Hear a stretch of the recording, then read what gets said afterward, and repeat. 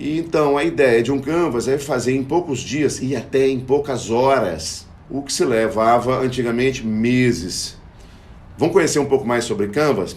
Tela. Essa é a carinha de um Canvas. Utilizar desenhos, Design Thinking para pensar. Desenhos para pensar. O Canvas divide todo um empreendimento comercial, que pode ser um produto sendo lançado no mercado ou uma refinaria de petróleo, ou seja, pode ser um pequeno negócio, pode ser um negócio gigantesco, representa isso na mesma mesa aí, ou chama Canvas, né, que é uma tela. Canvas é aquela coisa que o pintor de arte, né, o artista plástico usa para pintar, quer dizer, aquela tela branca. Então ele pegou um Canvas, girou assim e dividiu nessas partes aí, ó. Aqui ele colocou o consumidor, o cliente, talvez a parte mais importante de tudo isso. Número 1, depois ele colocou aqui no meio, o presentinho, o Value Proposition, ou seja, o que de fato o seu produto ou serviço propõe de realmente valor para o seu mercado-alvo. Aqui do lado ele colocou relações com o seu cliente, aqui são os canais de entrega, atividades-chave para a sua empresa. Ó, esse cara aqui qual é a atividade dele? Cavar um buraco. Aqui embaixo estão os recursos. Para que você precisa para cavar buraco? Eu preciso de uma pá, eu preciso de um martelo, eu preciso de gente, eu preciso de permissão da prefeitura, os recursos que você precisa para fazer aquelas atividades. E aqui, muito importante, os parceiros-chave. Então, digamos, se você tem um e-commerce que movimenta produtos, eu tenho certeza que você deve ter o Correios, por exemplo, como um parceiro muito importante. Você precisa estar ali, bom relacionamento com esse cara. Ou, eventualmente, transportadoras são seus parceiros-chave. Você tem que colocar eles bem ali, que eles têm que comparecer nesse todo aí que é a sua empresa. E aqui embaixo entram os números, né? Aqui embaixo os custos, a planilha, a gente usa planilha para fazer isso, não tem jeito, tem que colocar lá todos os custos. E aqui embaixo você tem revenue ou lucro ou faturamento. Então, se ele já existe, se já é um negócio que está funcionando, você tem muito bem esse levantamento aí de quais são os seus lucros e quais são o seu orçamento. Se você não está começando, o máximo que você pode fazer é estimar, e é aqui mesmo que entram essas estimativas. Então, baseado nessa ideia aqui geral, vamos começar a aprender agora o que é realmente importante para a gente e o que um especialista em mídias sociais precisa saber para utilizar isso aqui no dia a dia. Essa ferramenta é extremamente importante. Vamos dar uma olhada? A ideia para fazer um Canvas é essa aí, ó. Reúna as melhores cabeças pensantes da sua empresa.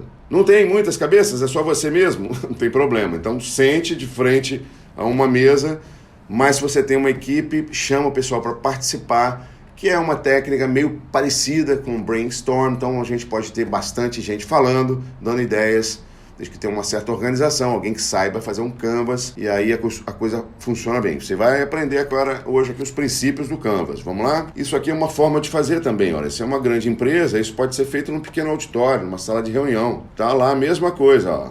Um quadrado, outro aqui, ó. Esse aqui é o cliente, segmentos de clientes. E aqui são as suas propostas de valor, o que você realmente está propondo que vai adicionar valor para esses caras aqui, para esses clientes. Aqui dentro está, então, ó, o jeito que eles nos gostam da gente, né? Como é que eles podem nos amar, vou falar sobre isso. E aqui os canais, enfim, esse é o business model visto de uma segunda forma, numa sala de reunião, usando lá um monte de fita crepe, papel, e a coisa sai muito bem feita. Vocês vão ver já já. Se você está sozinho, opa, é um papelzinho menor, desenha lá de qualquer forma os quadrados. Vocês vão aprender a desenhar esses quadrados aí, esses retângulos, né, que compõem um canvas. E aqui o que vale é o poder da capacidade de ter ideias e de planejar. Continuando, tem gente que adora fazer canvas desenhando, e dá para fazer dessa forma. É a história do design thinking, né? Fica fácil de entender. Quem é então o seu cliente mesmo? Eu não consigo ler aqui, mas não sei, poderia ser, por exemplo, olha, todo mundo que frequenta a minha igreja, tá lá o pessoal da igreja. E quem? Esse aqui também, olha, todos os pastores da igreja também são pessoas, são meus clientes preferenciais. Também daqui terceira, grandes doadores para a nossa igreja. Os grandes doadores da nossa igreja podem ser também nossos clientes. Eu estou só supondo, não dá para imaginar bem. E a proposta de valor, essa aqui não dá para entender exatamente o que é, mas a gente pode imaginar, quando vê um canvas assim, já consegue ver, se a pessoa explicar o que é isso, você consegue ver a empresa como um todo, só olhando nesses desenhos, de uma só folha de papel, uma só interface, você vê tudo que está envolvendo a sua empresa, ou o lançamento de um produto, ou um novo produto, você pode usar isso para diversas coisas. Aqui seria como se aconselha a fazer, utilizando post-it, escreve lá nesse post-it, com a mão mesmo, e vai colando num quadro, numa parede. Por exemplo, basta ter só as subdivisões aí exatas. E importante da história do post-it é que você pode mudar de ideia a qualquer instante. Fala, puxa vida, esse cara aqui a gente achava que era um segmento de cliente importante, mas agora não é mais. Mas tem esse outro aqui que entrou. Então você tira aquilo simplesmente e coloca uma outra coisa lá dentro. Tem que ser ágil a esse ponto, essa é a ideia de um canvas. E eu queria mostrar para vocês que algumas vezes a gente usa somente uma parte do canvas. É o que a gente faz sempre que lida com briefing, quando vai fazer um novo levantamento de necessidades para uma campanha de publicidade com um novo cliente ou simplesmente uma nova campanha aqui dentro da empresa, um novo produto aqui dentro da empresa. A gente usa somente a parte mais relacionada a segmentos de clientes e a proposta de valor que você está colocando. E não faz o resto, porque aí o resto é mais apropriado para fazer para o negócio como um todo, ok? Vamos estudar isso aqui, que isso aqui que importa para a gente. É isso aqui que você precisa fazer para você mesmo. Vamos continuar. Aqui é o Canvas como um todo, e eu queria definir para vocês cada uma das partes, vocês vão ficar sabendo agora cada uma das partes que compõem um Canvas. Primeiro, é a segmentação de cliente. Essas pessoas aí que compram de você, ou que você acha que vai comprar de você, elas são grupos específicos? Pergunte a si próprio, para quem você cria valor?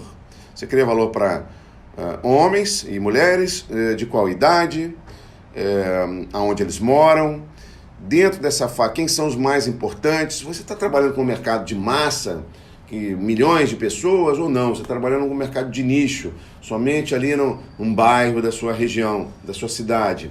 Nichos de mercado também podem não ser só geográficos, mas podem ser, por exemplo, eu trabalho somente com produtos, eu, por exemplo, produzo maquiagens para somente um grupo específico, mais para as negras brasileiras, belas negras brasileiras, somente então mulheres de 25 a 40 anos, mas que são negras. Oxa, é um mercado muito específico, e somente na região próximo aqui de Goiânia, Brasília. Pronto, você tem um nicho específico. Ou então você pode ter diversos nichos, né? Diversos segmentos. Você usa multimercados, são vários.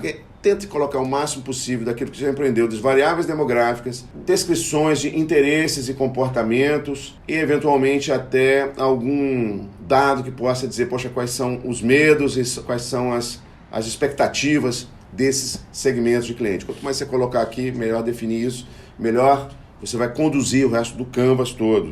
A segunda parte, muito importante, é a proposta de valor que você está colocando. Que coisa realmente de valor você vai entregar para o seu cliente? Essa é a segunda pergunta agora, talvez a mais importante delas. Exatamente que problemão você está resolvendo para o seu cliente? Deixa eu dar um exemplo assim, muito simples, mas para a gente imaginar, você tem que pensar exatamente que problema que você está resolvendo. Digamos assim que você seja um hortifruti vendendo, né, verduras e legumes ali numa certa região. E você, a sua concorrência está ali presente, também tem outros hortifrutis, e você quer mandar uma comunicação para a pessoa dizendo o seguinte: olha, eu vendo aos domingos, eu fico aberto até meia-noite. Eu fico aberto até meia-noite na minha vendinha, no meu hortifruti. Por quê? Porque as pessoas às vezes chegam tarde e querem fazer compras enquanto tudo fechado. Ou no final de semana também quer fazer compra e encontra tudo fechado. E é um problemão para mim, porque eu só tenho essa hora para fazer compra. Se você chegar lá e falar, pô, resolvi seu problema, olha, compre com a gente as verduras mais fresquinhas, igual da concorrência, só que eu vendo de noite, ou então você pode comprar no meu site, eu mando entregar na sua casa. Pronto, você fez algo que a sua concorrência não faz, e resolver um problemão dessa pessoa que não tinha tempo para ir até o hortifruti fazer suas compras. Basicamente isso. Que problemão você está resolvendo. Vamos avançar nisso mais. Que tipo de produto ou serviço oferece para cada segmento? Se a gente definiu aqui mais de um segmento, então os produtos podem ser voltados para cada um desses segmentos. E aí você pode continuar tentando, olha, as características do seu produto, melhora o relacionamento com as pessoas, ele melhora a performance, tanto individual ou como de uma empresa, ele é bom nisso, ele está melhorando o jeito que as coisas são feitas. Você customiza alguma coisa para alguém, esse tem esse produto aqui, esse serviço aqui, mas é em massa. O meu não, é customizado somente para você, meu cliente. Você executa tarefas que é um problema para o seu cliente executar. Por exemplo, aqui a gente faz serviços de publicidade digital para gente que não tem pessoal ou não quer ter pessoal para fazer isso. Então vem aqui, senta com a gente, faz um projeto, discute junto tudo isso que a gente está fazendo aqui nesse curso e sai lá com uma capacidade de entregar esse serviço que você precisa tanto, que é estar presente nas mídias sociais, utilizar essas ferramentas para vender mais, mas não tem tempo nem pessoal para fazer isso. Então a gente executa essa tarefa para vocês. É uma coisa, inclusive, nossa aqui. Você certamente executa tarefas também para entregar valor para os seus clientes. Você tem um preço muito melhor, você reduziu o custo de produção da pessoa, você tem uma enorme responsabilidade, você pode demonstrar um compromisso, gatilho de falar, poxa, esse cara aí tem compromisso, não é um aventureiro. Você faz alguma coisa que seja muito conveniente para o seu cliente e assim, por favor, pergunte todas essas questões e responda para o seu negócio ou para cada campanha que você vai fazer. Vocês vão ver já já. Relacionamento com o cliente. Isso aqui, gente, relacionamento com o cliente. Tem um banco, por exemplo, um banco de investimento, que tem gerentes de altíssimo nível que eventualmente vão até na casa dos clientes. O cara tem lá 15, 20, 30 milhões de reais para investir e fala, eu que não vou no banco. Você pode mandar um gerente aqui na minha cobertura aqui no Jardins, em São Paulo, porque... E aí a pessoa manda um super profissional lá para atender essa pessoa, porque vale a pena. E com isso, o seu cliente fica deliciado nesse relacionamento com esse banco de investimento. Totalmente hipotético. Nós aqui, por exemplo, já não temos essa capacidade. Mas como é que a gente faz o cliente gostar da gente? Porque a gente atende muito bem utilizando WhatsApp, Messenger, telefone, e-mail, mídias sociais, várias outras. E é ali que está a nossa capacidade de fazer o cliente se relacionar bem com a nossa marca. Então, o que você faz para fazer com que o cliente te adore? Essa é a ideia desse número 3 aqui. E o número 4 são canais de entrega. Aqui, canais de entrega são divididos em duas áreas distintas. São duas coisas que podem acontecer. Por um lado, é a entrega do produto. Então, se você faz e-commerce, toda a logística de entrega vai entrar aqui dentro. Ou seja, eu embalo aqui nessa sala, eu mando ali para aquela outra depósito, depois vem um correio aqui, pega aqui, e depois eu levo na casa das pessoas, a minha logística reversa, se tiver algum problema com a mercadoria, funciona dessa forma. Opa, é o seu canal. O canal é o quê? É o correio. A outra fase dos canais de entrega é a própria comunicação. Você entrega uma comunicação para os seus clientes. Então você usa o quê? Facebook, você publica cartas no jornal, você compra espaço na televisão, ou você é esperto e faz a publicidade em mídias sociais extremamente segmentada, relativamente barata, que é entregue só para aquelas pessoas que têm interesse em você. Canais de entrega. Os outros números também são extremamente importantes para qualquer negócio.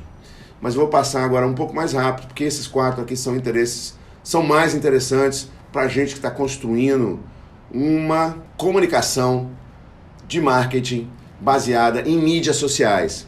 Vamos dar só uma olhada. As atividades necessárias. O que são as tarefas? A gente já viu planilha, né? Você descreve as tarefas que estão relacionadas na sua empresa ou nesse projeto específico, né? Faça essas perguntas que estão aqui relacionadas às tarefas. Então aqui nossa tarefa é o que é? É manter o servidor funcionando, é responder a pergunta dos alunos aqui no curso, por exemplo. Nossa tarefa é ter certeza que está sempre atualizado, então a gente tem rotinas de atualização do conteúdo que a gente publica. Nós aqui publicamos também conteúdo gratuito, porque é muito importante para a gente, nosso relacionamento com o cliente. Então alguém tem que produzir esse conteúdo, são as tarefas necessárias. Tem que ter um writer, tem que ter um escritor, tem que ter um jornalista, tem que ter um designer, tem que ter um cara que entenda profundamente de marketing para juntar todas essas partes. E essas são as atividades. Os recursos, ou então matéria-prima. Aqui é o que você precisa para que essas tarefas sejam realizadas. Exemplo, você precisa de um escritório, precisa mesmo. Você precisa de uma fábrica, você precisa de um galpão, você precisa de servidores, você precisa de um... E aí vai. Esses são recursos físicos, mas podem ser também recursos humanos. Puxa vida, você precisa de administrador, você precisa de um programador, você precisa de uma pessoa de vendas, financeiros, né? Você precisa de quanto dinheiro para fazer isso funcionar? Quem que vai fazer isso? Quem que vai fazer isso funcionar? De onde vai vir o dinheiro? Você precisa de recursos intelectuais, está inovando, está criando, fazendo pesquisa em desenvolvimento. Então, quem é essa pessoa e como é que isso é feito? São os recursos necessários. Claro, você tem uma fábrica de cornflakes, né, de sucrilhos, eu acho que é matéria-prima. Com a matéria-prima, eu preciso de milho e preciso de açúcar. Obviamente, aqui você vai descrever todas essas coisas, tá? Por fim, você tem o 7, uma parceria fundamental. Eu acho que eu já mencionei nisso. Por exemplo, parceiro de e-commerce, quem faz a logística para você? Ou você mesmo faz sua logística e não precisa desse tipo de parceiro. Por fim, a gente tem também aqui o custo das coisas, tem que dizer exatamente quanto custa tudo, e depois ver a entrada de dinheiro. Logicamente, a entrada de dinheiro tem que ser maior que o custo, senão essa coisa aqui toda não funciona. Então, gente, é isso, olha, a gente chegou ao final.